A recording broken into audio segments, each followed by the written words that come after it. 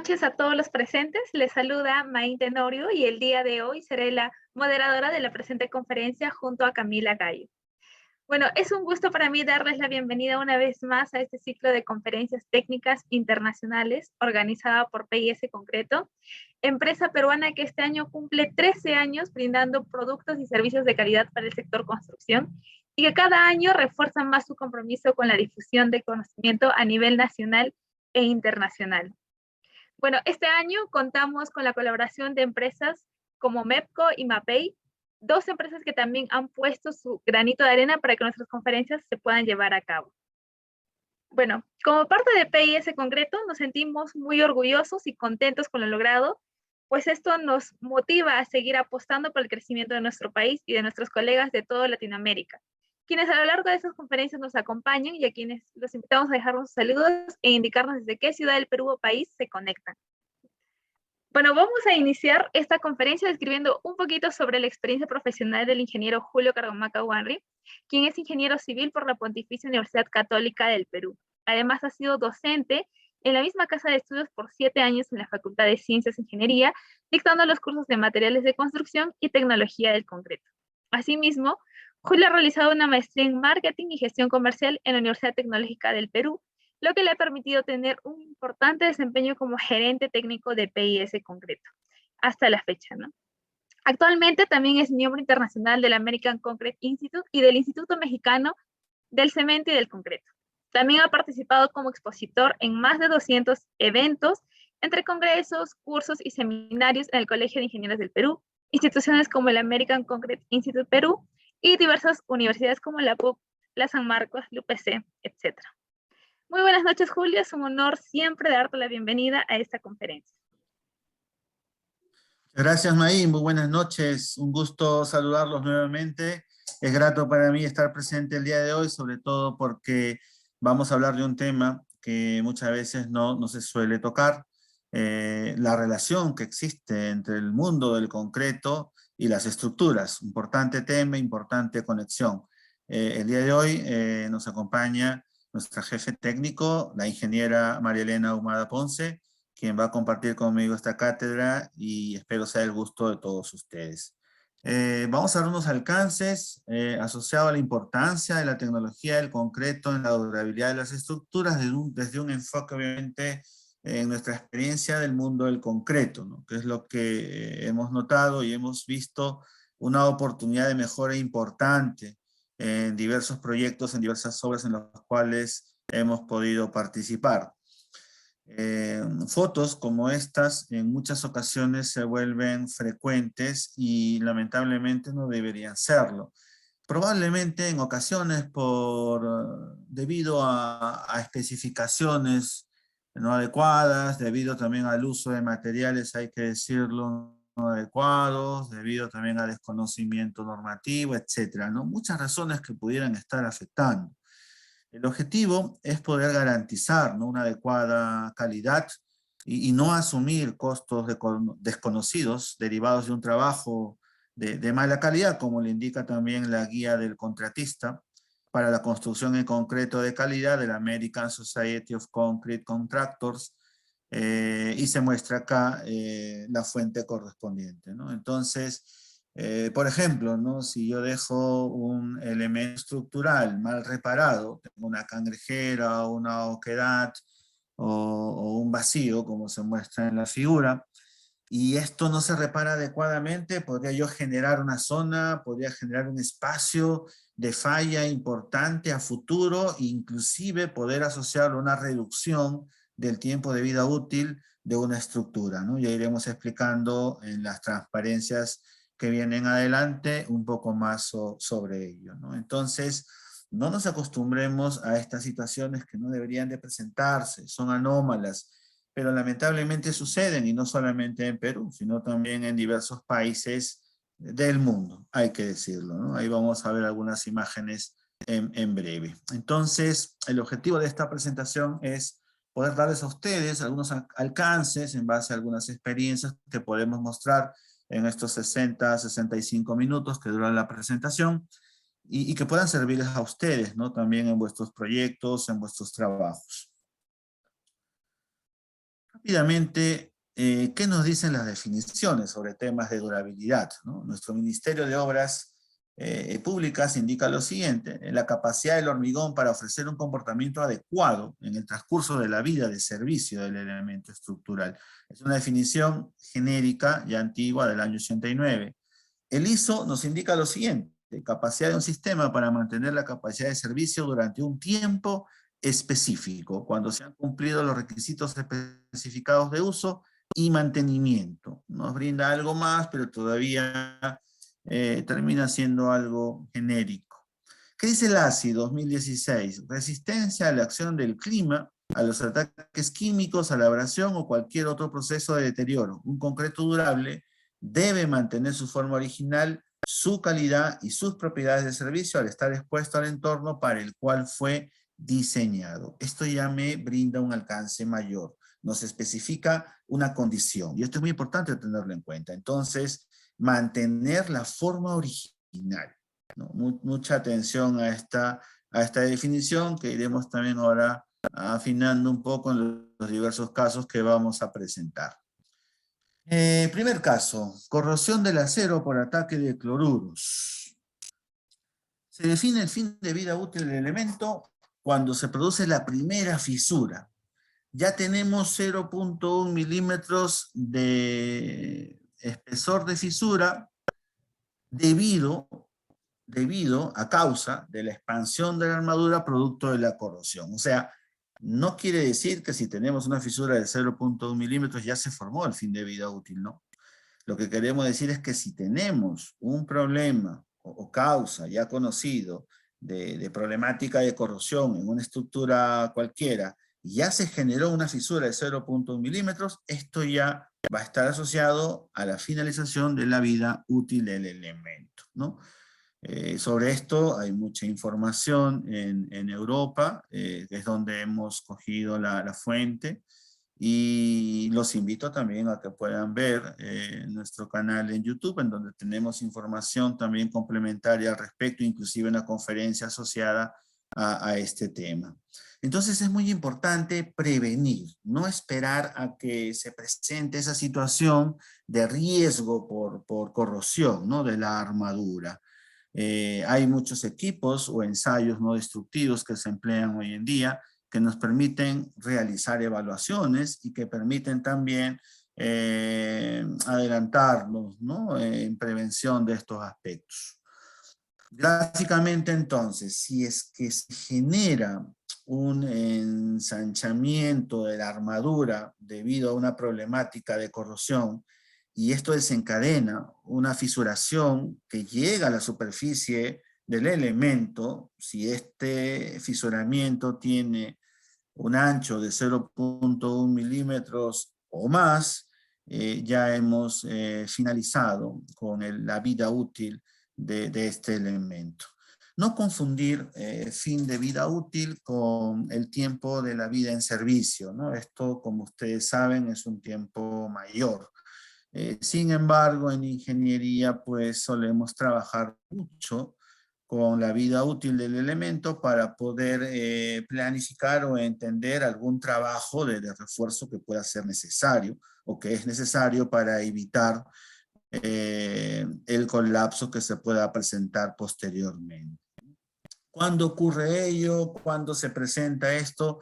Hay muchas causas que podrían contribuir, ¿no? Temas en los suelos, ¿no? Temas del medio ambiente, temas de malas especificaciones, también hay que decirlo, con algunos materiales, temas de una alta permeabilidad debido de repente a malos trabajos de reparación.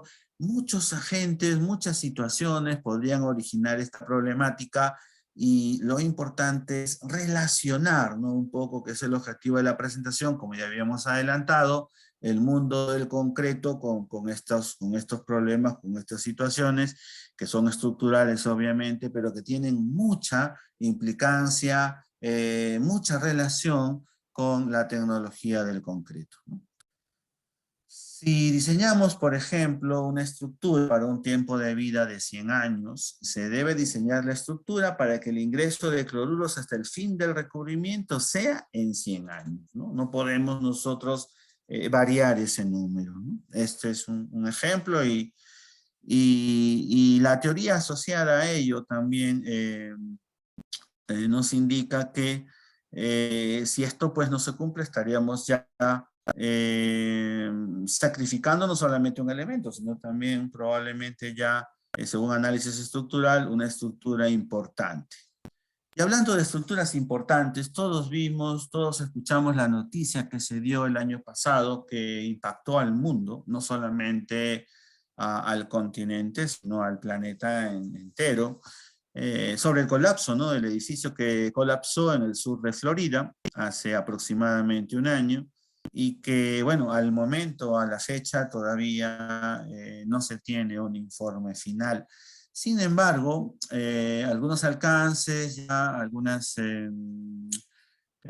variables que se están comenzando a manejar hablan también de una alta probabilidad de un problema de corrosión de estructuras en columnas, básicamente, que originaron, obviamente, o puede haber sido una de las variables o de las causas del colapso de este importante edificio construido hace algunas décadas en el sur de Florida.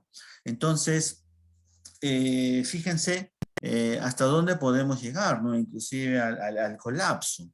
Eso es muy importante de remarcar, ¿no? Que ya no solamente hemos vencido la vida útil de la estructura, sino ya la estructura colapsó en este caso o en esta situación particular. Estaremos muy atentos seguramente al informe final que esperemos se pueda brindar en los siguientes meses y definirá pues las principales causas. Hemos podido observar inclusive un video en donde se ven graves problemas de corrosión en un área circundante a la piscina que se encuentra en el primer nivel y que podría haber contribuido a esta problemática y de ahí nacen ya las primeras versiones, ¿no? Sobre la problemática de este colapso en este condominio. Entonces, independiente de dónde se produzca el problema, como podemos darnos cuenta, no es solamente algo que sucede en Perú o en Estados Unidos, esto es algo que sucede en muchos países. En nuestra experiencia hay mucha relación con el concreto, ya voy a explicar este caso en particular. Como podemos observar, la base, ¿no? de esta columna pues está muy dañada, ¿no? Por no decirlo, ya cumplió su ciclo de vida. Este es un caso que se presentó por un ataque de cloruros desde el cimiento, ¿no? O de sales en general, ¿no? También tenía un problema de alto contenido en sulfatos, les comento. Entonces, como vamos a ver ahora, hay que tomar en cuenta consideraciones en el concreto para poder reducir, eliminar estos riesgos, ¿no? Que ahora vamos a ir explicando. Recuerden que cuando se presenta un ambiente con pH ¿no? Bajo, ¿no? Por ejemplo, distinto a la del concreto, que es mayor de 12 normalmente, se genera esta problemática, ¿no? O cuando tenemos también espesores de recubrimientos menores, ¿no? O cuando tenemos también altos contenidos de sales, especialmente cloruros. Hay muchas causas que podrían haber originado esto. Sin embargo, lo importante es poder plasmar, especificar las consideraciones necesarias para que estos riesgos sean mínimos. En este caso, como podemos ver en la parte superior de la columna, podemos darnos cuenta que en este bloque superior, enfocado en la zona verde, el daño es menor, ¿no? En comparación con lo que vemos en la parte inferior, ¿no? Entonces eso ya nos hizo sospechar desde dónde vino el problema y les cuento que este edificio pues tiene ya más de 40 años de haber sido construido y evidentemente pues ya algunos elementos como esta columna y otras que pudimos analizar pues ya cumplieron su ciclo de vida útil y algo más, por no decir mucho más, ¿no? Nuestro reglamento nacional tiene como referencia la guía ASI 318 y muestra una lista o unos contenidos máximos de iones cloruros solubles en agua permisibles en el concreto. Es muy importante que los colegas puedan tomar en cuenta esta tabla, esta data, cuando realicen el diseño correspondiente, ¿no? La reducción de la sección en la armadura implica un impacto importante, ¿no? Y la corrosión en la armadura pueden ser de dos tipos: localizada, como vemos en la parte derecha del gráfico, o puede ser también generalizada, como vemos en la parte izquierda, normalmente debido a un concreto ya carbonatado, ¿no? Entonces hay que tener mucho cuidado también cuando el concreto sufre esa situación, que se va a notar mediante unas pruebas con fenolftaleína, donde podemos verificar el cambio de pH, ¿no? Que pasa de 13 a 8 o a veces algo menos inclusive, ¿no? Entonces, eso ya es un riesgo y eso ya nos da la noticia, ¿no? La idea de tener ya un concreto con esta característica. ¿Qué sucede si es que en el efecto existe una pérdida de la sección transversal? El efecto directo es la disminución de la ductilidad por la pérdida de esa sección transversal. Y si la pérdida de la sección es del orden del 10%, está asociado a una reducción del 20% de la deformación unitaria máxima.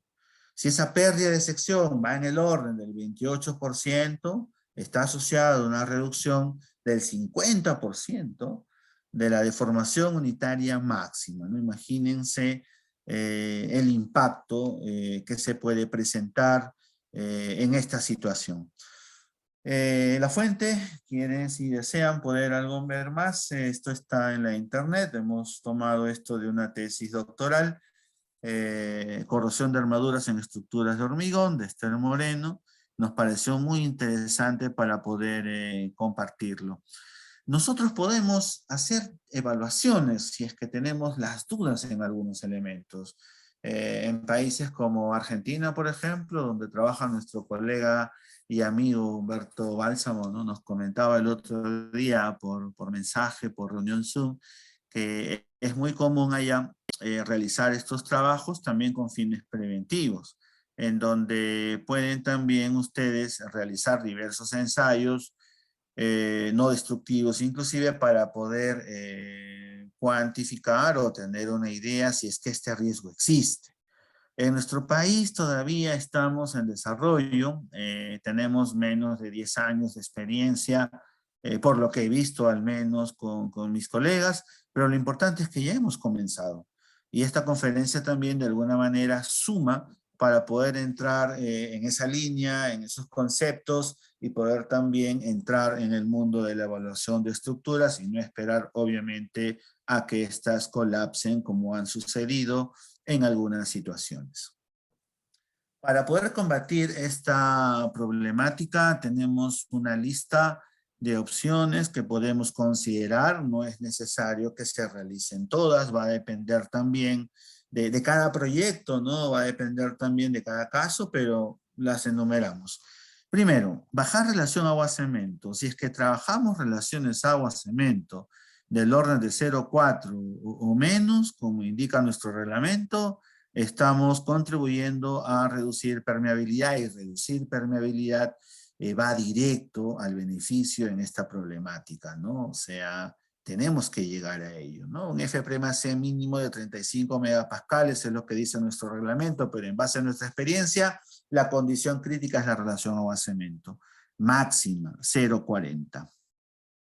Tenemos que tener una adecuada elección del tipo de cemento. Muchas veces nos preguntan, y Julio, ¿cuál es el mejor cemento? ¿No? La respuesta es depende para dónde lo vamos a emplear. Pero en esta situación de ataque por cloruros, podemos recomendar principalmente el cemento 1P, ¿no? Los cementos puzolánicos, ¿no? Son los que nos van a presentar una mejor presentación, y el que no recomendaríamos obviamente es el cemento tipo 1, ¿no? En estas situaciones, ¿no? Entonces acá vemos una escala, ¿no? de los tipos de cemento, desde el más recomendado al menos recomendado, para que puedan ilustrarse.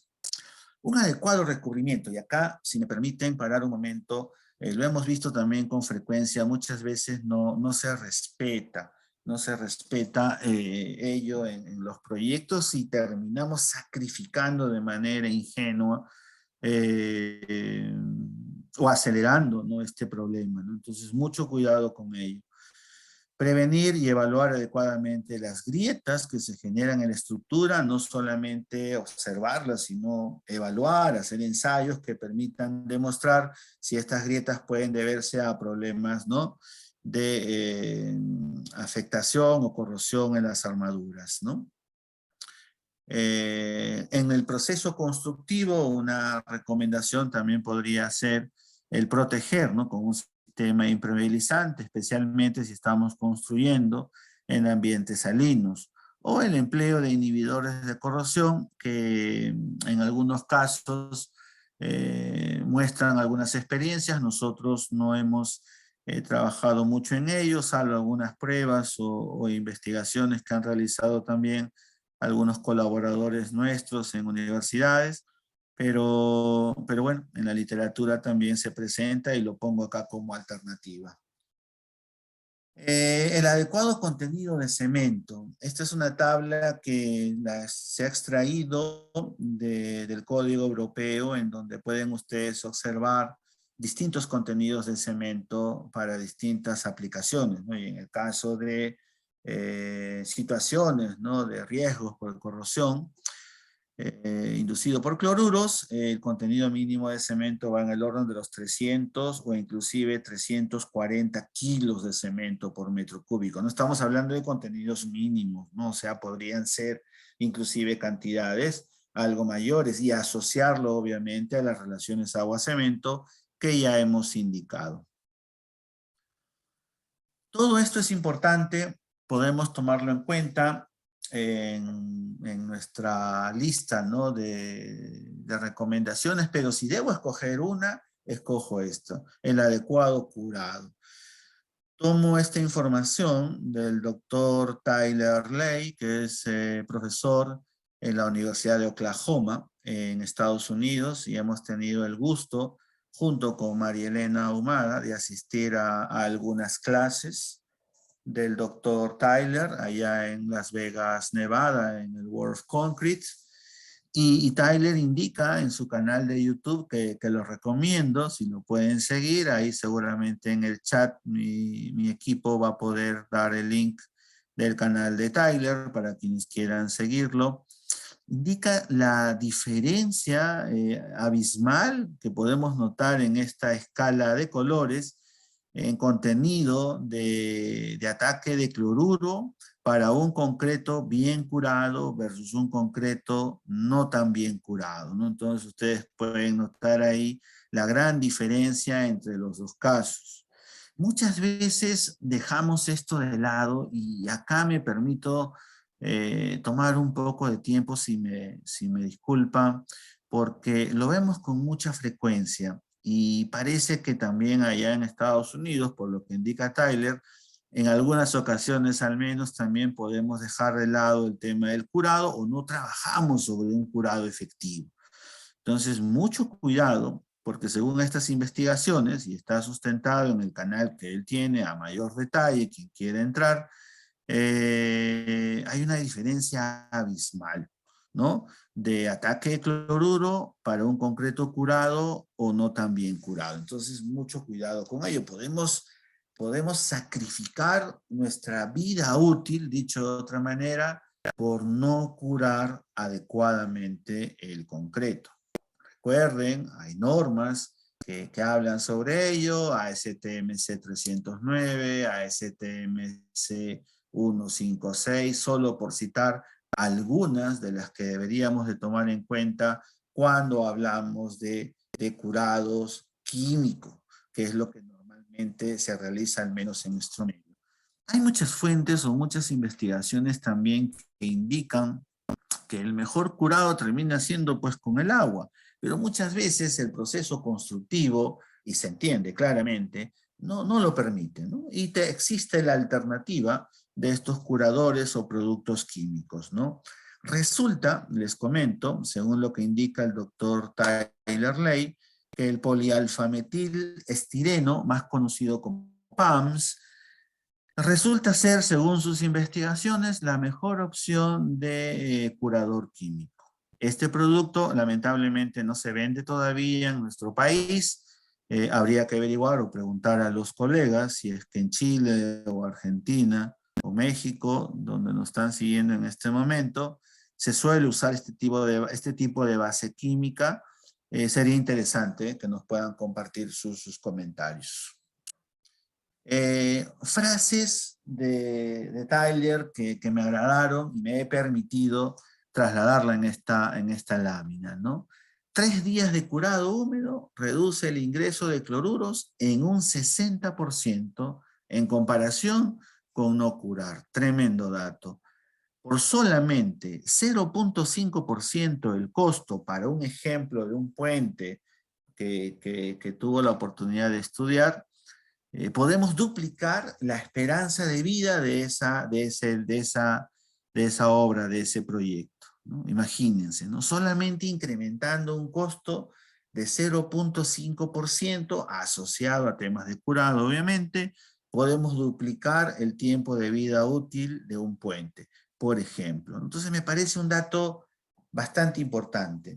Y no menos importante lo último, que es lo que indica Tyler, ¿no? Nuestra industria paga por el concreto y no por el curado. Y esto también lo hemos visto, debo recalcarlo, en nuestro medio, al menos acá en Perú. No profundizamos, no analizamos, no detallamos, no ampliamos, no le damos la importancia, hay que decirlo claramente, a los temas de curado. Y obviamente esto afecta, como podemos ver en este caso de problemática de corrupción, ¿no? Entonces, me permito, ¿no?, mencionar estas frases que el doctor Tyler Ley nos compartió también en la presentación que pudimos estar con él hace unos meses. El siguiente caso va asociado a consideraciones sobre la napa freática del elemento. Se trata de un caso en el cual nos llamaron para poder ver, ¿no?, el análisis de una estructura en la cual pues se evidenciaba ya algunas eflorescencias, ¿no?, algunos de signos también de deterioro en la superficie de recubrimiento sobre todo, y entonces pues era evidente que teníamos que realizar algunas pruebas y algunos ensayos para ver el daño hasta dónde podríamos haber llegado.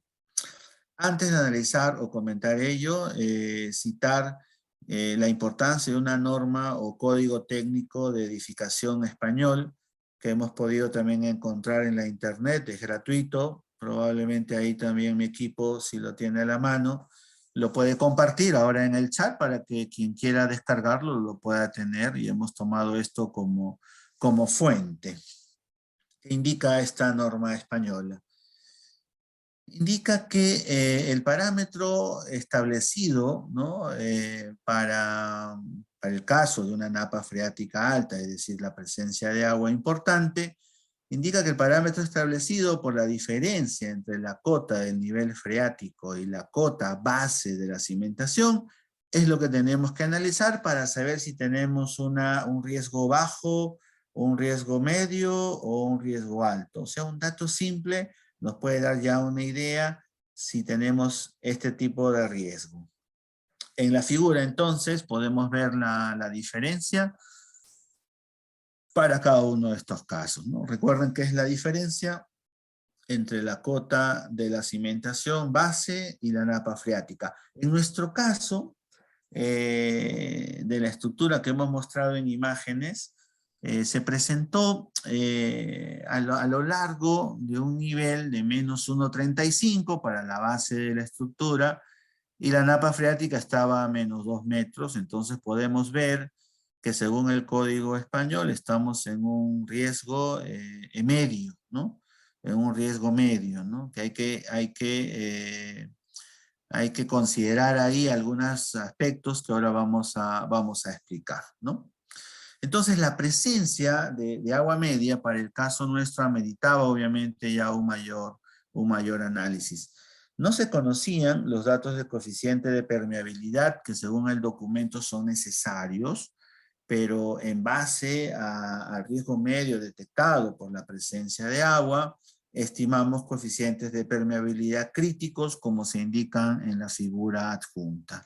Y eso nos determina un grado de permeabilidad para muros y para losas, ¿no? Como se indica en la lámina. Entonces, estos valores críticos que hemos escogido al no conocer los coeficientes de permeabilidad del terreno para el proyecto, nos permitieron designar algunas recomendaciones en base a lo que indica el Código Español. En el caso de los muros internos, si es que vamos a trabajar una impermeabilización en muros internos, nos brindan una serie de recomendaciones que las paso a mencionar, ¿no? Usar un concreto hidrófugo en el elemento, colocar una lámina impermeabilizante o aplicación de algún producto líquido o polímero acrílico. Se indica también la instalación exterior de una capa drenante, que puede ser lámina drenante, grava, bloques de arcilla, porosos, entre otros, y la instalación de una capa filtrante exterior. Adicionalmente, la colocación de un tubo drenante conectado a la red de saneamiento. Estas consideraciones, cabe mencionar, muchas veces no se consideran en los proyectos y terminan siendo ya una medida o solución cuando estamos ya en la etapa de construcción. Es muy importante que se realice un trabajo preventivo y se tomen en cuenta estos parámetros de verificación, de coeficiente de permeabilidad del terreno, de verificación de dónde está ubicada la napa freática y tomando en cuenta el reglamento español u otro equivalente que ustedes deseen considerar, cuáles van a ser las medidas como las que se muestran en esta lámina para poder trabajarlas no durante el proyecto o ejecución de una obra, sino antes, porque esto se debe realizar antes. Sí es cierto, lo hemos visto como trabajo correctivo y obviamente eso va a generar para el proyecto mayores costos. El reglamento español también nos brinda algunas recomendaciones para el caso de impermeabilización o ambientes exteriores, láminas impermeabilizantes, instalación exterior de capa drenante, ¿no? Recomendaciones similares también a las que ya hemos descrito. Entonces, de acuerdo al nivel de agua o de presencia de agua, de acuerdo al coeficiente de permeabilidad del terreno, la norma española nos brinda una serie de recomendaciones que tenemos que tomar en cuenta. Hemos visto en ocasiones que algunas cimentaciones que están en contacto con agua no tienen capa drenante, ni menos un sistema de impermeabilización que pueda poder trabajar, ¿no? y contribuir a que el tiempo de vida útil de esta cimentación pues se respete, ¿no? Entonces es muy importante que esto se pueda evaluar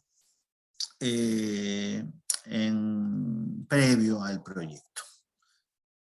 Si hicimos otros ensayos, adicionalmente a lo que hemos descrito de norma española, como carbonatación, mediante algunas fórmulas para estimar la tasa de carbonatación, y en base al tiempo de la estructura, que en este caso era de 8 años, se estimó la calidad del concreto, y obtuvimos un valor de riesgo o de calidad del concreto media.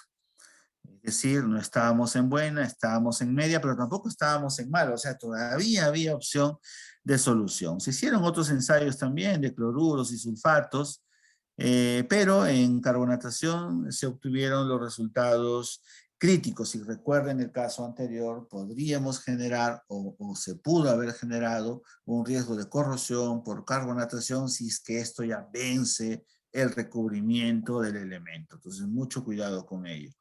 Afortunadamente, en este caso, el espesor máximo de carbonatación fue de 2.4 centímetros, que era algo menor al especificado por el proyecto, que es de 2.5 centímetros.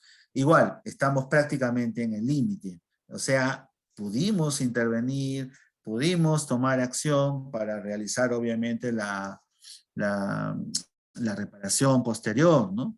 Es decir, dicho de otra manera, llegamos a tiempo, ¿no? Entonces, en ocasiones se pueden observar los riesgos de manera visual, como lo vimos al inicio de este segundo caso, pero a veces no. Por eso es que siempre es importante que se tomen en cuenta también estos aspectos indicados en el Código Español, por ejemplo, para no caer en ese riesgo y poder tener la problemática de reducción de la vida útil, porque si la carbonatación hubiera llegado a un espesor ya del núcleo, ¿no? De una placa o de una columna, pues el problema hubiera sido mucho mayor, ¿no? Afortunadamente eso no se dio en este caso. Bien, creo que me extendí unos minutos, espero me disculpen. Cedo la posta a Maín para que pueda presentar a María Elena, quien va a hacer la segunda parte de la presentación. Bueno, ahora tengo el gusto de invitar a la ingeniera Marilena Ahumada, quien es ingeniera civil de la Pontificia Universidad Católica del Perú. Recientemente ha realizado una diplomatura de estudio en diseño estructural en la misma casa de estudio. Actualmente se desempeña como jefe técnico de operaciones en PIS Concreto desde el 2018. Asimismo, Marilena ha tenido la oportunidad de participar en diversos cursos y eventos nacionales e internacionales, como el World of Concrete en Estados Unidos y la reciente certificación de lanzadores de concreto lanzado realizada en California, los cuales le han permitido desarrollar sus conocimientos en todas las obras nacionales. Bienvenida, María Elena. Hola, Maín, ¿qué tal? Buenas noches. Buenas noches con todos. Agradeciendo también por su tiempo en este día. Y la verdad estamos muy animados de compartirles algunas experiencias que hemos podido recopilar en lo largo de estos años acerca de los temas de durabilidad y también darle un poco el enfoque estructural. Les voy a compartir ahora la pantalla para que podamos iniciar con los casos que vamos a seguir continuando. El caso que vamos a ver ahora sobre consideraciones en el diseño de mezcla, hemos recopilado un poco los enfoques que abordan la guía SACI y nuestra normativa peruana para ver algún ejemplo que hemos podido ver en el trabajo también. Recientemente, en el año 2019, el capítulo, el ACI 318 ha implementado dos capítulos, el 19 y el 20, donde habla sobre algunas consideraciones o requisitos que uno debe tener en cuenta acerca de la parte del diseño y la durabilidad, ¿no? Como ya había adelantado un poco Julio, a veces un poco el tema de durabilidad es algo nuevo un poco para nosotros, especialmente en Latinoamérica, ¿no? Empezar a implementar o tener esta consideración aparte de los requisitos estructurales que nosotros ya conocemos, ¿no? Entonces esta guía ACI nos brinda algunos lineamientos.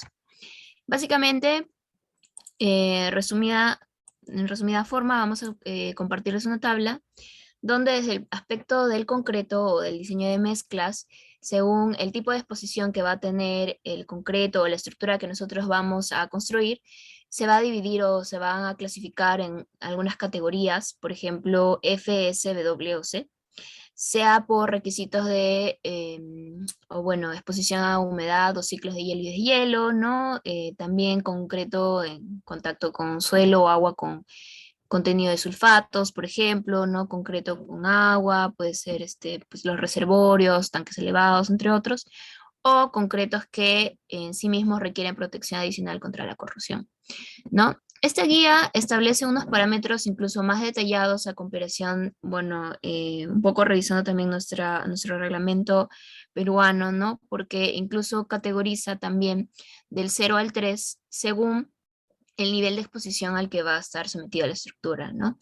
Y para ver un poco más acerca del detalle de ese orden de magnitud del 1 al 3, o bueno, del 0 al 3, pues ahí hemos compartido un poco las láminas que vemos a continuación, ¿no? Asimismo, una vez que tú ya la estructura has identificado pues el nivel de exposición, ¿no? La clase de exposición a la que va a estar sometida, la guía hace y te establece algunos requisitos como el tema de la relación agua-cemento, el F'C mínimo, ¿no? En algunos casos si es que está sometido a hielo, deshielo, el contenido de aire. También habla un poco sobre el tipo de cemento que es recomendado, que dicho sea de paso, hoy en día ya se está orientando en Estados Unidos un poco más el uso de cementos adicionados, ¿no? Y bueno, también si hay algunas limitantes adicionales en cuanto a los materiales cementantes, también te lo especifica esta tabla. Esto es muy importante porque ahora ya de una manera más detallada podemos diferenciar más o menos qué criterios yo debería tener en cuenta para mi diseño de mezclas, ¿no? Entonces, hemos querido compartir esta tabla que no tiene mucho tiempo, son del 2019, para que nosotros podamos de repente recurrir un poco más a este nivel de detalle cuando tenemos proyectos de índole más especial, ¿no? Una de las cosas que quiero destacar de esta parte es que a veces cuando nos llegan algunos servicios de consultoría, muchas veces se tiene la duda de, como ya se establece un F'C mínimo y una relación a cemento, y estamos un poco acostumbrados más a diseñar respecto al punto de vista estructural, elegimos como mínimo cumplir un F'C, ¿no? Un 210, un 280, lo que se haya especificado en los planos. Pero cuando se trata de diseño ya por durabilidad, se tiene que tener en cuenta que se debe escoger el caso más crítico. Porque si bien mi estructura puede estar cumpliendo por el F'C mínimo, que es el criterio estructural, podría no estar cumpliendo respecto a la relación agua-cemento. Entonces, si yo tengo un F'C mínimo, pero una relación agua-cemento que me podría dar una resistencia mayor, ya estaría cumpliendo ambos criterios, es decir, el F'C y también la condición de durabilidad con lo que se refiere a la relación agua-cemento. ¿Qué pasa con nuestra norma? Nuestra norma nos da algunos límites con respecto al concreto expuesto a soluciones con sulfatos, ¿no? También hay algunos límites en cuanto al contenido de cloruros, ¿no? Pero como podemos observar, es una tabla aún mucho más resumida, ¿no? Entonces, para condiciones especiales, realmente es bastante interesante poder analizar esta guía ACI que nos detalla un poco más sobre cómo podemos analizar nuestras estructuras. ¿Por qué comentamos un poco esto? Porque ahora ya viene un caso práctico en cuanto a lo que se refiere a sulfatos, pero antes de hablar del caso de sulfatos, vamos a entender un poco por qué es importante tomar medidas en el aspecto de la durabilidad. Los sulfatos reaccionan con los compuestos de la pasta de cemento hidratada, ¿no? Ahí vemos algunas imágenes de la PCA, lo cual puede crear algunas presiones, ¿no? En concreto, lo que genera la desintegración y podemos perder cierta cohesión o resistencia, ¿no? Conforme va pasando el tiempo. Tuvimos la oportunidad también de ver bueno, en mi caso, un estudio en laboratorio también de cómo es la reacción del concreto frente a ataque por sulfatos, y realmente el deterioro va avanzando de tal manera que se va desintegrando, ¿no? Entonces hay que tener también las medidas correspondientes cuando tenemos este nivel de exposición.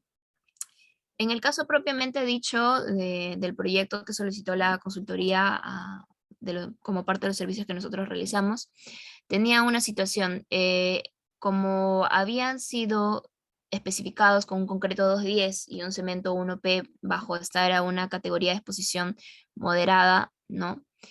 Ellos habían tenido un inconveniente al parecer y lo que en realidad habían empleado es un concreto 350, pero un cemento tipo 1. ¿No? Entonces, aquí venía la preocupación del cliente porque empleó un cemento tipo 1 y no la consideración del tipo que especificaba la norma o el reglamento. Y bueno, sí cumplía con el F'C mínimo, ¿no? Es un poco de lo que les comentaba, de que puedes cumplir con el F'C, pero debes de ver también que cumplas con el requisito de durabilidad, ¿no? Entonces, para entender un poco, de repente, dónde pueden pasar estos acontecimientos es donde tenemos casos que tenemos ataques por sulfatos, ¿no? Cuando tenemos suelos y aguas agresivas, ¿no? porque se puede formar lo que se llama triquita diferida, ¿no? Cuando tenemos casos de exposición a agua de mar, ¿no? Cuando tenemos casos de agregados y cementos con carbonatos, también se puede presentar un ataque por sulfatos. Y un curado a alta temperatura, ¿no? También puede generar este ataque por sulfatos, y lo que causaría en muchos de los casos es la formación de triquita diferida o la formación de taumacita, entre otras consecuencias, ¿no? Entonces, una vez delimitado en dónde podemos tener este tipo de casos, vamos a ver qué medidas podemos tomar adicionalmente en base a los estudios y, bueno, algunas guías ACI, ¿no? Las medidas que normalmente se toman de forma preventiva es una baja relación agua-cemento, es decir, trabajar con un concreto de baja permeabilidad, ¿no? También puede ser considerar cemento con adiciones activas, ¿no? La norma peruana por eso justamente establece el uso de ciertos cementos cuando ya va incrementando la concentración de ataque por sulfatos. También un alto contenido de cemento también puede ser una opción para prevenir estos inconvenientes, o el uso de protección o recubrimientos. Es decir, existe una variedad más grande en cuanto a los métodos de solución que yo puedo darle, aparte del tipo de cemento. Y esto es muy importante que sepamos porque hay muchos estudios al respecto, ¿no? Entonces, aparte del tipo de cemento que yo puedo estar considerando, ¿no? Como el caso que estábamos viendo, que en lugar de usar un tipo 1P, que era lo que se establece, se usaba un tipo 1, también hay otras medidas para prevenir. Es decir, si yo uso recubrimiento, de repente ya no dependo tanto de mi diseño de mezclas, ¿no? Entre otros. Entonces, ¿qué se hizo acá? Se hizo el análisis sobre el diseño que habían empleado, ¿no? Fue especificado un concreto 210 con un cemento tipo 1P, y viendo los diseños, aproximadamente emplear un contenido de 290 kilos por metro cúbico de cemento. Bueno, más o menos, perdón, en base a la experiencia debería considerarse para un 210 emplear unos 290 kilos por metro cúbico de cemento. Sin embargo, en realidad lo empleado fue un 350, ¿no? El tipo de cemento 1, teníamos un C3A, que es el aluminato tricálcico de 11%, y lo que en realidad se usó en base a los diseños fue de 405 kilos. Ahora, ¿influirá más el tipo de cemento o la cantidad de cemento? Hay algunos estudios que se han realizado, ¿no? Este es el estudio de Alberto Yoman Batista, en el que establece un porcentaje de daño promedio al año en base al contenido del cemento y el aluminato tricálcico. Recordando un poco, a menor porcentaje de aluminato tricálcico, menos riesgo, pues, o sea, más prevención en tema de ataque por sulfatos. Por eso es que incluso los cementos tipo 5 tienen un menor porcentaje por norma, ¿no? Entonces, viendo este gráfico, podemos darnos cuenta que a medida que aumenta el contenido de cemento, a medida que aumenta el contenido de cemento, el nivel de daño promedio disminuye. Por ejemplo, vemos el 390, a diferencia de un 225, el nivel de daño promedio, ya la curva, o bueno, la línea va casi en tendencia a horizontal, ¿no? Entonces, aparte del tipo de cemento, influye la cantidad, ¿no? El tipo de cemento para ataque por sulfato se define por el nivel de aluminato, el porcentaje de aluminato tricálcico que vaya a tener. A menor porcentaje de aluminato tricálcico se previene más el ataque por sulfatos, ¿no? Por eso es que siempre en las normas o guías se establecen cementos adicionados o cementos tipo 5, ¿no? Porque tienen menor de este porcentaje. Pero si vemos en base a estos estudios, el nivel de aluminato tricálcico, que es el eje horizontal, el eje X, ¿no? Es menor su influencia en comparación con el nivel o el contenido de cemento. Entonces, si usamos el teórico, que es el 1P, ¿no? Con los 8% que se establece de aluminato tricálcico, vamos a encontrar el primer punto, ¿no? Para estimar el nivel de daño, que es la línea azul horizontal que encontramos en el gráfico. Sin embargo, si ingresamos con lo que fue real, lo que en verdad se hizo, 405 kilos de cemento, ¿no? Y se compara con el 11, que es del nivel de aluminato tricálcico que tenía el cemento 1, se encuentra un nivel de daño sumamente inferior, que vendría a ser lo que corresponde a la línea horizontal roja. Entonces, en conclusión, el diseño con cemento tipo 1 y 405 kilos de cemento por metro cúbico de cemento representaba una menor velocidad de deterioro, ¿no? En comparación a un cemento tipo 1P. Con esto se pudo presentar un sustento respectivo y con ello se justificó el hecho de que en realidad estábamos por el lado de la seguridad, ya que había menor probabilidad de daño para la estructura, ¿no? Bien, ahora luego vamos a ver otro caso, que es un tema de los recubrimientos. Uno de los problemas frecuentes que suelen haber en obra es el tema de recubrimiento de las varillas de refuerzo. Un bajo recubrimiento nos afecta en temas de durabilidad porque genera más probabilidades de ingreso de agentes externos que favorezcan la corrosión, pero un alto recubrimiento también tiene inconvenientes desde el punto de vista estructural. Entonces vamos a ver un poco ambos aspectos en este tema. Vemos aquí que es uno de los problemas frecuentes que a veces hay en obra, ¿no? En la mano izquierda podemos ver la malla que se está reflejando en uno de los muros de una obra que visitamos hace un par de años. También vemos a la mano derecha, ¿no? Cuando fue picada esta placa y también se veía que el nivel de recubrimiento era casi nulo, ¿no? Entonces, principalmente el bajo recubrimiento genera pues el incumplimiento de los espesores requeridos por las guías o las normas, ¿no? Ahora, ¿qué nos dicen nuestras guías ACI o nuestras normas peruanas? Pues hemos hecho una tablita resumen por alguno que quiera hacer alguna comparación. La diferencia no es mucha. Básicamente nuestras normas están basadas en los reglamentos americanos, entonces no varía mucho en ese aspecto, pero rescatando los principales aspectos para diferentes condiciones especificadas en la norma. El rango de recubrimiento, como vemos, puede variar desde los 10 milímetros, o bueno, 15, hasta los 75, ¿no?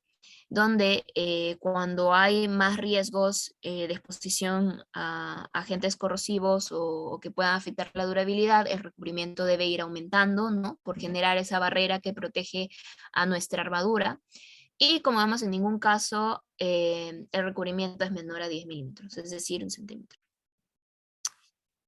Que es muy importante para verificar el recubrimiento también es que exista un nivel de control topográfico a detalle, ¿no? Hemos visto algunos proyectos en los cuales van construyendo y a falta del control del nivel topográfico, la armadura luego queda muy corrida y cuando quieren hacer la verificación, pues no permite cumplir con el recubrimiento establecido como vemos en esta imagen, ¿no? Entonces, claro, ahí ya representa un problema también para la estructura, ¿no? Entonces, compartiendo un poco uno de los impactos, vamos a ver el impacto en el aspecto de durabilidad, ¿no?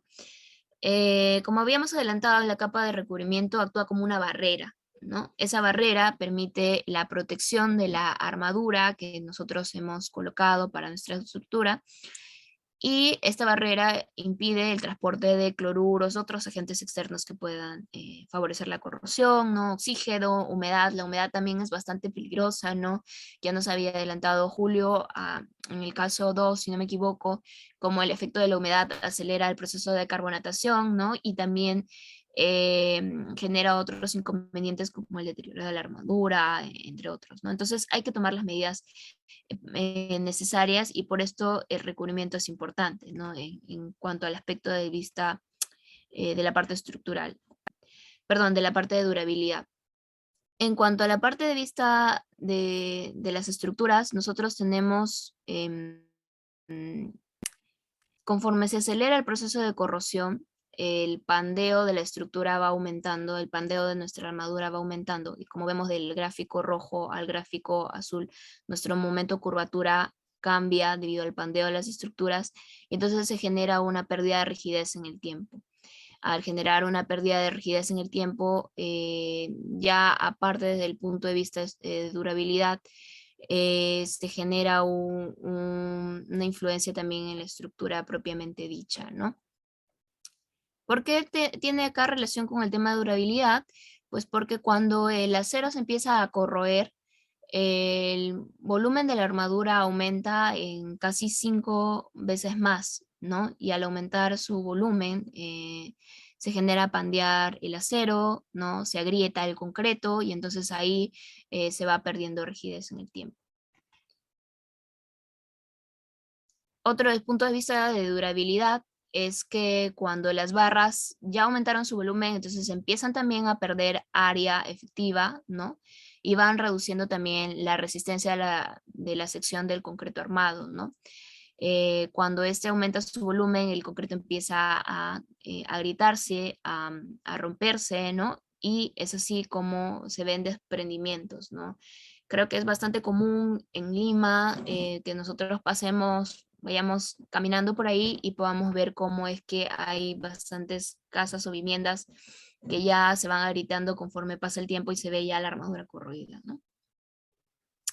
Desde el aspecto de vista estructural, nos afecta en el punto de la adherencia, ¿no? Por ejemplo, el acero ejerce unos esfuerzos de tracción en un radio aproximadamente de 1.5 veces el diámetro de la varilla, ¿no? Es decir, los esfuerzos que se van a generar alrededor de la varilla van a ocupar un 1.5 veces más, ¿no? Cuando estos cilindros no tienen, estas barras no tienen un adecuado recubrimiento, ¿no? Están muy cerca a la superficie, o tal vez estas varillas están muy juntas o muy pegadas a alguna esquina, ¿no? Ese poco recubrimiento que exista alrededor o poco espaciamiento va a generar una fisura, y son las famosas fisuras o grietas de adherencia que nosotros podemos ver.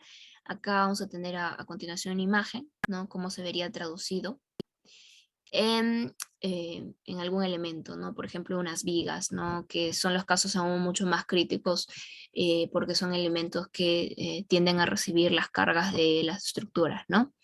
Entonces, vemos que estas grietas de adherencia se van traducidas a la superficie de la estructura, ¿no? Y por eso muchas veces cuando nos presentan casos en las consultorías de temas de fisura, a veces ya es bastante obvio que esas son a una distancia igual a la separación de las armaduras, ¿no? Entonces, probablemente se deban al bajo recubrimiento. Entonces, también hay que tener en cuenta de que si el núcleo confinado, o sea, cambia su posición, también se debe consultar al ingeniero estructural por los efectos que esto pueda generar en mi estructura. Ahora, cuando el recubrimiento es mayor, ¿no? La armadura debe colocarse según lo que se especifique en los planos, ¿no?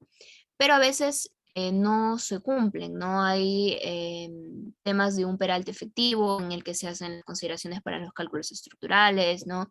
El Reglamento Nacional de Edificaciones establece unas tolerancias para ese peralte efectivo y también para el recubrimiento mínimo que deberíamos tener para nuestros elementos estructurales, ¿no? Estas tolerancias se aplican para elementos en flexión, compresión y muros.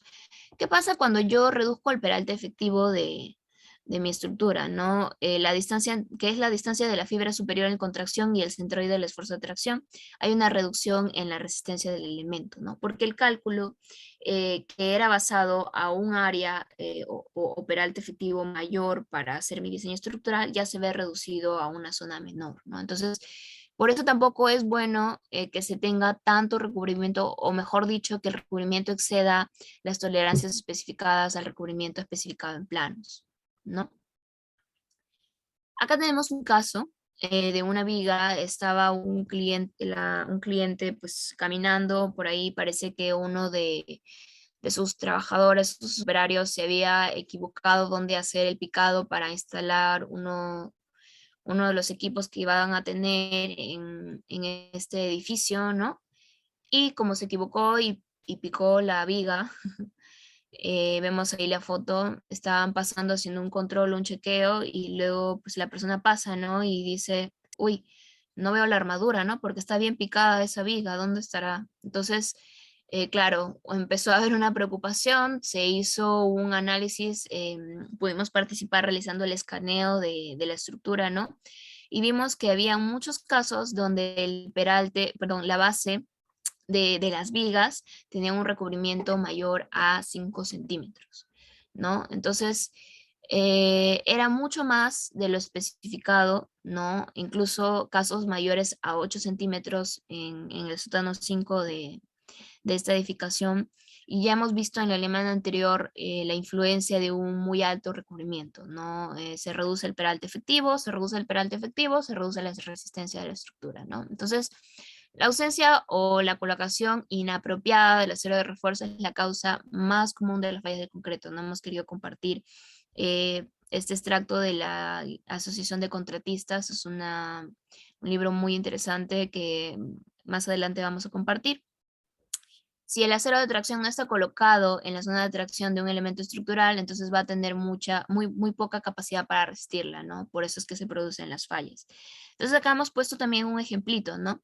Si algunas barras de la parte superior, al subirlas o bajarlas, ¿no? De la parte inferior, digamos media pulgada, más de lo especificado en una losa de, por ejemplo, 6 pulgadas de espesor, podría reducir su capacidad de carga en un 20% aproximadamente, ¿no? Esto puede servirnos de una referencia más o menos, pero siempre para tomar alguna medida en cuanto al refuerzo que se vaya a hacer, es muy importante realizar la consulta con el ingeniero estructural del proyecto, ¿no? Que ha hecho o sabe bien cuál es el comportamiento de cada elemento de la estructura.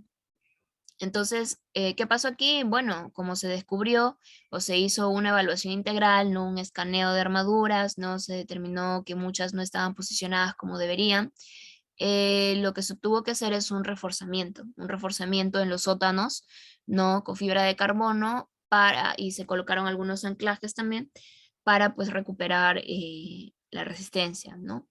Como esto fue descubierto todavía a la mitad del proceso de construcción, se tuvo que cambiar a la cuadrilla porque se detectó que la cuadrilla que estaba colocando la armadura eh, no entendía muy bien la lectura de los planos, ¿no? Y acá viene un poco lo que se mencionaba de la importancia del trabajo preventivo, ¿no?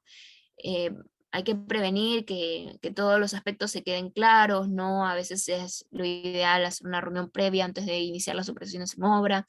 Entonces, el trabajo preventivo es realmente importante para evitar estos sobrecostos. Y sobre todo cuando se trata de elementos tan importantes como una viga, ¿no? Una columna, entre otros. Soluciones. Bueno, acá está la guía, esta es la carátula, la guía del contratista para la construcción de concreto de calidad. Está realizada por la Asociación de Contratistas de Estados Unidos, ¿no?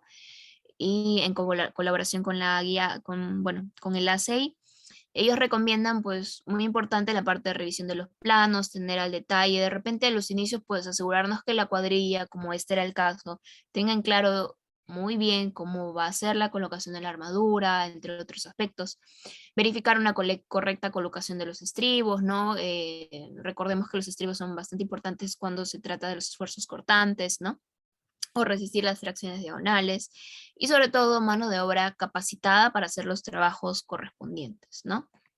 Una calidad consistente en la construcción se logra solamente cuando cada persona sabe que la han entrenado adecuadamente. O sea, es muy importante instruirnos, y de verdad que nos gusta mucho siempre trabajar en este tipo de conferencias, compartiendo un poquito de lo que nosotros cada vez vamos aprendiendo también, porque es muy importante que todos nosotros nos eduquemos o estemos constantemente formándonos, ¿no? Otra de las cosas que es bastante lógico pensar que se deben controlar es el tema de los separadores de concreto para verificar el nivel de recubrimiento de las estructuras, ¿no? Acá tengo ejemplo de una obra al sur de Lima, ¿no? En provincia, donde realmente se estaban olvidando de la colocación de estos separadores de concreto, ¿no? Como se ve en la mano izquierda. Luego en la mano derecha, ya cuando se les hizo la corrección, empezaron a emplearlo, porque lo vamos a ver a continuación. Aquí está, en la mano izquierda. Antes, cuando estaba pasando yo un poco por los pasadizos, subí la mirada y pude ver un poco que muchas de las áreas estaban con la malla que ya se veía en diferentes sectores, ¿no? Se hizo esta corrección y se pudo controlar de inmediato, como se ve en la mano derecha. Finalmente, el último caso, pero no menos importante, vamos a hablar un poco de autoconstrucción, una realidad que tenemos, creo, a nivel de Latinoamérica. Es un caso bastante bonito que queríamos compartirles como último de los que estamos viendo, porque realmente queremos llamar un poco también a la reflexión de nuestra labor como ingenieros en el país, em, que estemos, ¿no? Hemos visto ahí que tenemos la participación de diversos países, y la verdad nos agrada mucho, y es para nosotros una sorpresa también contar con otras personas que nos estén escuchando. Esta lámina es de una foto que se tomó en uno de los cerros de Santa Anita. Se puede observar a una persona pues, adulta, ¿no? Mirando como un poco lo que nos rodea, ¿no? Lo que nos rodea y no puede ser ajeno a nuestros ojos, que es la necesidad que nosotros en nuestros países tenemos ante esta pobreza tal vez y desconocimiento en muchos casos para construir, ¿no? Me gustaría que se queden también con esta imagen porque al final vamos a ver alguna otra que queríamos compartirles. Hablando un poco ya de autoconstrucción, según diversos estudios, en nuestro caso, 7 de cada 10 viviendas se construyen informalmente, ¿no? Lo cual nos genera pues unas condiciones realmente inadecuadas, cierta precariedad, ¿no? Hay un estudio del INEI que se hizo en el año 2016, donde se puede observar que el 63% de las viviendas que están en construcción no cuentan con licencias y el 70%, aún más grande, no cuentan con la orientación de algún ingeniero civil o algún arquitecto para la construcción de sus viviendas, ¿no? También según Capeco, alrededor de 30.000 viviendas informales se dan cada año, ¿no? Entonces, qué importante también es empezar a educarnos porque vamos a ver más adelante algunos resultados de lo que ello está involucrando, ¿no? En base a algunas tesis, a una tesis que se hizo en la Universidad Católica y un estudio en Unicom que se pudo realizar también y que está compartido en YouTube, pueden ver un poco más también sobre estos casos. Se recopilaron algunos, se hicieron las visitas a algunas viviendas que estaban siendo construidas en los conos, ¿no? Y pudimos recopilar cómo son los diseños en la autoconstrucción. No hay un control del contenido de agua, no hay un control de la proporción arena-piedra, ¿no? Em, También podemos ver la falta de orientación, cómo es la colocación en la autoconstrucción, pues casos de muy alta exudación, no hay un buen control en la colocación, los desperdicios son elevados, ¿no? Que todo esto a veces no lo entendemos de repente, pero sí es muy importante contar con la orientación de alguien cuando vamos a hacer nuestra vivienda, ¿no? ¿Qué dicen nuestras normativas sobre la mínima resistencia? En el caso de la normativa peruana, el mínimo F' especificado son los 17 megapascales que ya todos conocemos. Pero ¿cuál es la realidad? ¿Realmente nosotros llegamos a esos 17 megapascales? Pues en el transcurso de los años hemos podido ir viendo en diferentes sismos que hemos podido tener, no de magnitudes tan elevadas como otros países. Sin embargo, alcanzando esas magnitudes que son menores, vemos que el deterioro es bastante evidente o el nivel de daño, ¿no? Como es el caso de Ica en el 2007 y hubo uno en Loreto en el 2019, ¿no? Porque es importante el control de los diseños de mezcla en las construcciones, pues muchos sabemos ya que a medida que el nivel del agua se va aumentando, pues la resistencia del concreto va disminuyendo. Es decir, aumenta la relación agua-cemento, nuestra resistencia disminuye, ¿no? Esto del asentamiento, la imagen del asentamiento son para concretos diseñados solo con agua. Por eso es que a medida que el asentamiento va aumentando, como solo tienen agua, no tiene ningún tipo de aditivo, la resistencia va disminuyendo, ¿ok? Los aditivos a veces había sido un poco difícil incorporarlos en nuestro país, sobre todo cuando estamos muy acostumbrados a la construcción bajo métodos tradicionales. No son enemigos, no son cosas extrañas, son cosas que son productos químicos que han recibido un estudio y cuentan con el sustento respectivo, ¿no? En muchos países ya es muy común usar aditivos, en el caso de la construcción todavía, autoconstrucción todavía no. Entonces, este proyecto, este caso que vamos a mostrar, tiene un poco sobre ello, ¿no? El uso de un aditivo reductor de agua tiene diferentes ventajas, como es reducir el contenido de agua o igualarlo, pero aumentar el slam, o también es utilizado para optimizar el contenido de agua y así también el de cemento, porque se llega más fácil a una relación agua-cemento especificada, ¿no? Entonces, tiene diversas ventajas. ¿Cuál es la que nosotros vamos a analizar aquí? Pues manteniendo el slam y aumentando la resistencia, ¿no? Acá les compartimos el título de la tesis de la Universidad Católica, ¿no? Para el que quiera ahondar más, donde se detectó que en los concretos de autoconstrucción se empleaban mezclas fluidas porque al constructor le gustan mucho las mezclas fluidas, son más fáciles de colocar, ¿no? De slam en promedio de 8.5 pulgadas, pero cuando se analizaba el diseño de mezclas, bueno, la mezcla que estaban empleando, pues la relación agua-cemento era de 0.9.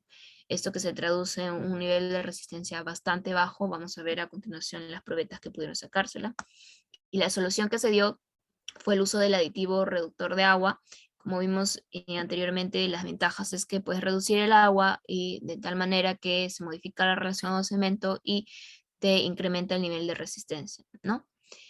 El agua añadida con el aditivo al inicio de la mezcla facilitó la capacidad de fluidez inicial. Una recomendación era que el aditivo se añada en la primera parte de la mezcla para que el maestro de obra pueda ver en el tambor que la mezcla ya va soltando, de tal manera que cuando tenga que añadir el agua restante, ya no le añada la que siempre le suele añadir, que era muy alta, ¿no? Sino más bien le añadía ya menos agua y al añadirle menos agua, pues tenía una relación agua-cemento más baja, ¿no?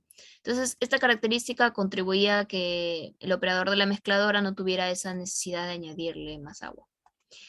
Entonces podemos ver que el uso de concretos con aditivo permite reducir el agua y mantener la fluidez que ellos tantos buscaban, que era de 8.5 en promedio, que veíamos que era lo que empleaban, ¿no?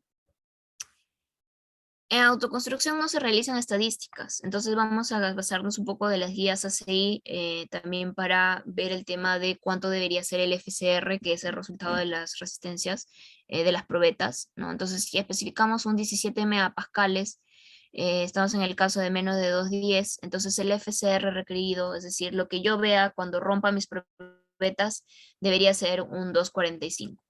Es decir, no nos confundamos que rompemos probetas y deberíamos ver un 175 en los resultados. No, eso se compara con el FCR, que vendrían a ser unos 70 kilos más. Es decir, yo debería compararlos con unos 245 kilos sobre centímetro cuadrado. Entonces, cuando se hizo el análisis antes de usar los aditivos, se pudo ver que el promedio del FCR eran 138. No se llegaba a los 245, ni mucho menos se llegaba, si es que comparamos mal con el 175, tampoco, ¿no? Entonces, esa es la realidad de lo que se pudo ver en la autoconstrucción de los conos de los 12 casos de viviendas que se vieron en esta tesis, ¿no? Del 2016. ¿Qué pasó cuando se le empezó a enseñar un poco al maestro de obra a emplear aditivos, ¿no? No estaban muy acostumbrados, costó mucho también cambiar la mentalidad de cómo pues hacer esto y incrementó los resultados a un 184. Aún no llega al 245, se deberían hacer más modificaciones, es cierto, pero ya es un avance de al menos un 25% de la resistencia que nuestras obras podrían tener. Entonces, y bueno, supera pues también los 175, ¿no? Entonces, esto ya involucra también educar también a nuestro país, a las personas que construyen, ¿no? Que es muy importante hacer estos controles y que el uso de aditivos puede generar también una ventaja en cuanto a resistencia, mantienen la fluidez que ellos querían y sobre todo pues nos da mayor seguridad en nuestras viviendas, ¿no? Cómo estarán todas esas personas que veíamos en la imagen inicial, ¿no? Esa es la situación actual de los mayores, ¿no? Que tienen sus casas, probablemente muchas no llegan ni al mínimo que especifica la norma, ¿no? Entonces, ¿estaremos preparados para un evento como los sismos? Habría que preguntarnos, ¿no? Entonces, en las obras trabajadas se utilizaron a promedio, en conclusión, 8 bolsas de cemento, que es decir, unos 340 kilos de cemento para obtener un 138, que es un contenido de cemento altísimo. Al incorporar el aditivo reductor de agua, se incrementó un 25% de resistencia y se pudo obtener un promedio de 184, ¿no? Hay una imagen de una persona ya que pudo aceptar unos maestros de obra a emplear el aditivo. Ellos mismos hicieron su jarrita, ¿no? Para medir más o menos, ya no estar calculando cada rato, ¿no? Ya su jarrita estaba calibrada como para saber la cantidad que ellos debían emplear. Entonces, bueno, en conclusión, no solamente, bueno, va a afectar esto la resistencia de las viviendas, ¿no? En autoconstrucción, sino también la durabilidad de las mismas, ¿no? Definitivamente una vivienda que tiene menos resistencia, eh, durable no va a ser, ¿no? Queríamos dejarle un poco con esta imagen de este pequeño porque es el futuro, ¿no? Tal vez ya para los mayores, como la imagen anterior, ya las cosas, muchas ya están dadas por sentado, pero que no tengamos miedo a cambiar nuestra forma de pensar, em, y a tomar medidas al respecto, ¿no? Entonces, también hay una frase ahí que nos pareció bien interesante: la diferencia entre lo imposible y lo posible reside en la determinación del hombre, ¿no? Depende de cada uno de nosotros, qué acciones vamos a tomar en adelante para, pues, mejorar también, no solamente en nuestras obras, ¿no? Sino también en la gente que nos rodea y bueno, queríamos compartir un poquito con eso, llamando a una reflexión de nuestra realidad. Entonces, muchas gracias por escucharnos. Acá les vamos a compartir una bibliografía. Esto va a estar colgado en el canal de YouTube, así que no se asusten si ya se va rápido la lámina. Em, pero bueno, cualquier consulta ya estamos adelante. Les compartimos nuestras redes también para que puedan visitarnos. Tenemos un montón de conferencias, y creemos bien importante siempre, siempre que hay que formarnos para pues mejorar, ¿no? También en nuestro ámbito profesional. Le doy pase a Maín, creo, para ya empezar con las consultas. Gracias, Marilena, y felicitaciones por la excelente ponencia. Bueno, ahora le voy a dar el pase a Camila, ¿no? Quien es parte del equipo técnico de TIS Concreto, para que realice las consultas respectivas. Adelante, Camila. Muchas gracias, Maín, y muchas gracias a todos los participantes por dejarnos sus consultas. Ahora sí, procederemos a realizar algunas preguntas que fueron formuladas, a tanto al ingeniero Julio Carhuamaca como a la ingeniera María Elena Ahumada. Nuestra primera pregunta es: en el caso de la costa limeña, con presencia de humedad y viento salino, ¿también es necesario considerar la durabilidad del mortero para construcción de muros y terrajeo, a pesar de que se ha usado un concreto durable en cimentación y sobrecimiento? ¿Qué tipo de cemento usaría en la preparación del mortero?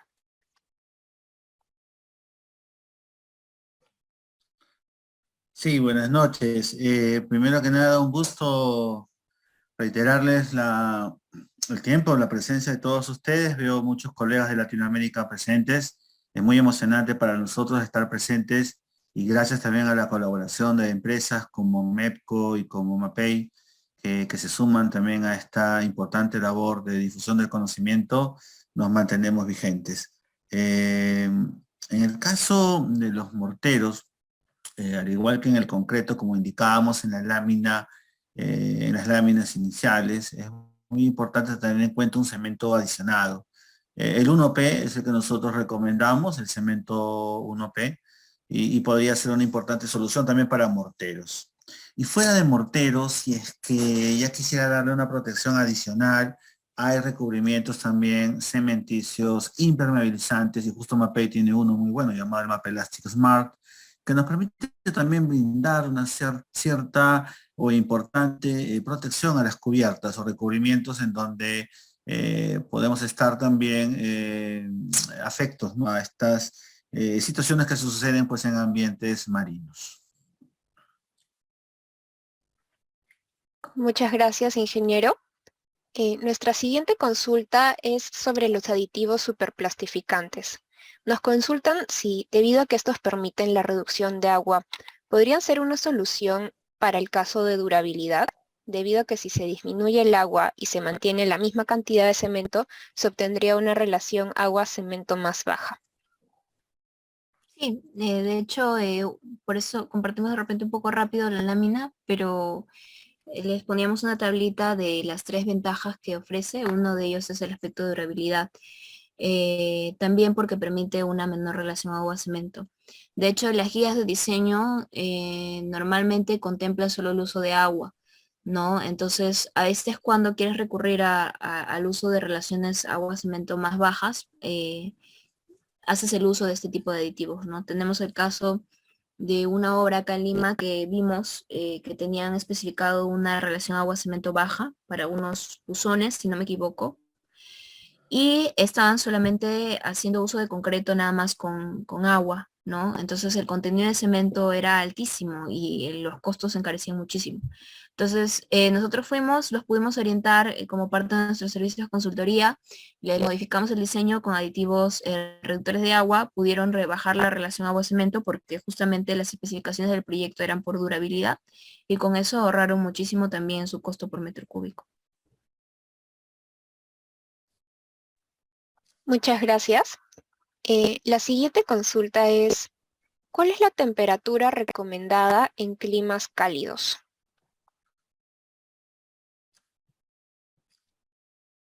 Bien, la guía sí nos muestra una recomendación entre hasta 32 grados centígrados, ¿no? Y en casos excepcionales 35. En nuestra experiencia esto funciona bastante bien si es que tenemos climas de temperatura como la costa peruana, ¿no? Donde tenemos rangos de temperatura entre 13 a 32 grados ambiente. Funciona bastante bien. Sin embargo, si es que tuviéramos casos de temperaturas ya muy altas que puedan superar estos valores o estar cerca a 35 grados centígrados, suelo recomendar, bueno, la tecnología de aditivos nos brinda una serie de soluciones y una de ellas son los aditivos retenedores de trabajabilidad, ¿no? Los retenedores de trabajabilidad conocidos también como mantensores, no confundir con los retardantes que son muy usados, que son muy empleados. Los retenedores de trabajabilidad, o también llamados mantensores, nos permiten mantener las características de adecuada fluidez del concreto a pesar de tener temperaturas importantes. Son soluciones obviamente de un costo más alto, pero vendría a ser alguna alternativa. Si es que estamos en estos climas altos, también hay mucho que trabajar con el curado, ¿no? Como mencionábamos en la presentación, el curado es importante para reducir problemas de durabilidad o ataque inclusive por temas de cloruro, como lo presentamos. Y recomiendo, ¿no? Revisar también info asociada al curado inicial, que se puede hacer con un precurado húmedo, entre otras recomendaciones, si es que estamos en estas situaciones de climas cálidos. En conclusión, sí existen soluciones o maneras de contrarrestar estas temperaturas en el mismo concreto también, si se emplea hielo, por ejemplo, para poder bajar estas temperaturas de mezcla, pero independiente de lo que ustedes empleen, tener en cuenta también las condiciones donde estamos vaciando para poder verificar si podemos obtener una adecuada colocación de la mezcla en el ambiente que estemos colocando el concreto. Muchas gracias, ingeniero. Nuestra siguiente consulta es, ¿qué características de los agregados podrían afectar la resistencia y durabilidad del concreto?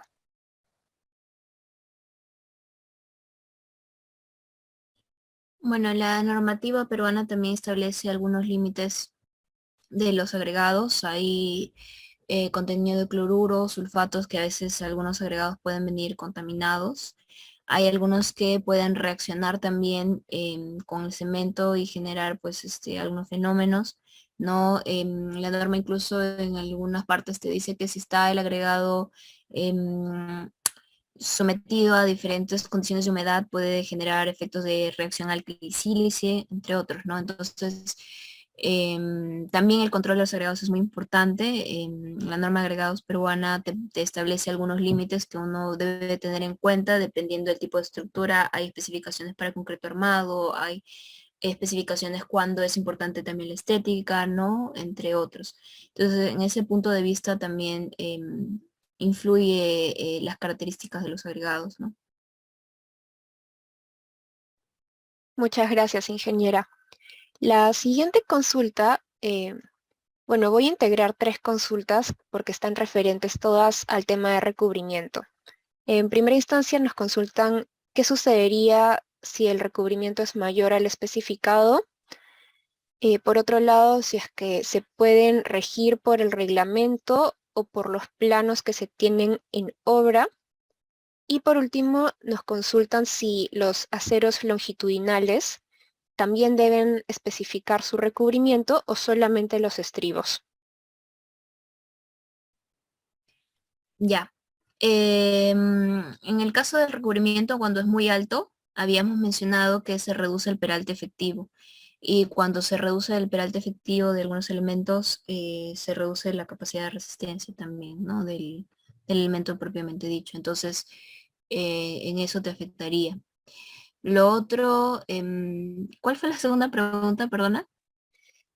Sí, la siguiente pregunta era sobre si los recubrimientos deben estar especificados tanto Ah, en el reglamento o en los planos, y también sobre el acero longitudinal. claro, claro, claro.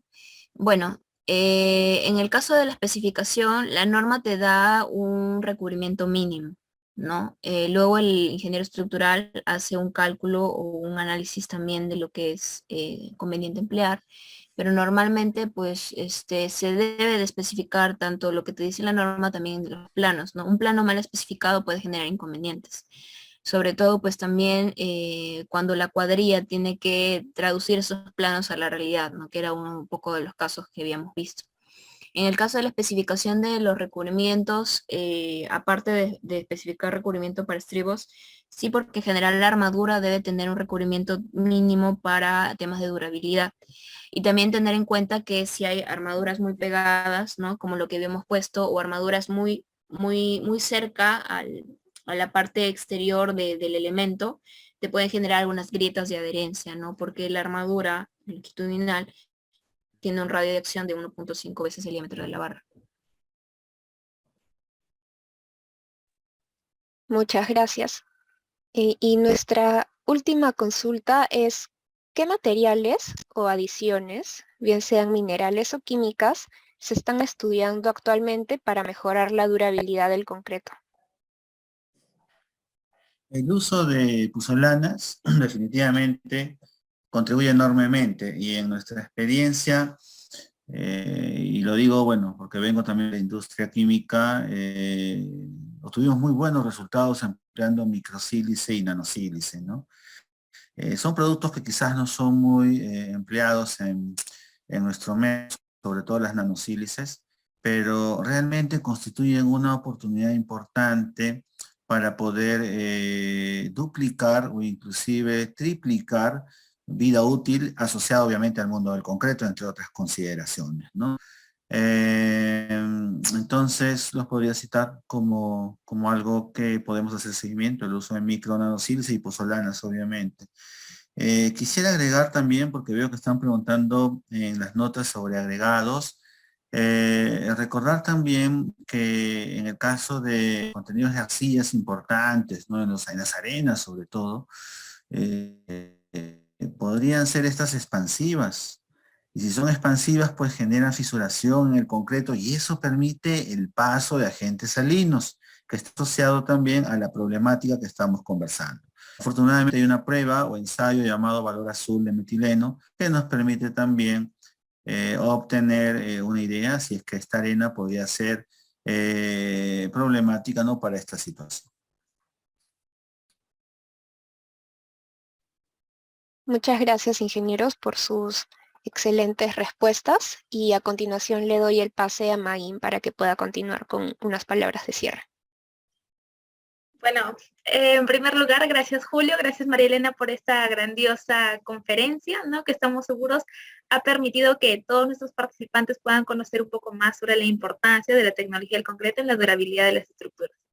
Les recordamos a todos que se les va a enviar su certificado de participación al correo electrónico registrado en la inscripción en el plazo de una semana. Bueno, Julio, ¿nos podrías regalar algunas palabras de cierre? Y muchas gracias a todos. Los invito a adentrarse en el mundo del concreto. Sé que hay muchos ingenieros, colegas contratistas en la sala. Con María Elena hemos tenido la oportunidad de asistir en varias ocasiones al World of Concrete en Las Vegas, Nevada, a cursos también de certificación, a visitas técnicas en Argentina, en Chile, y bueno, pronto también por España. Y les comento que hay una tremenda oportunidad de poder incluir el mundo del concreto en nuestras operaciones y poder obtener o realizar trabajos que agreguen valor, ¿no? Entonces, esta reflexión es la que les quiero dejar. Muy buenas noches a todos.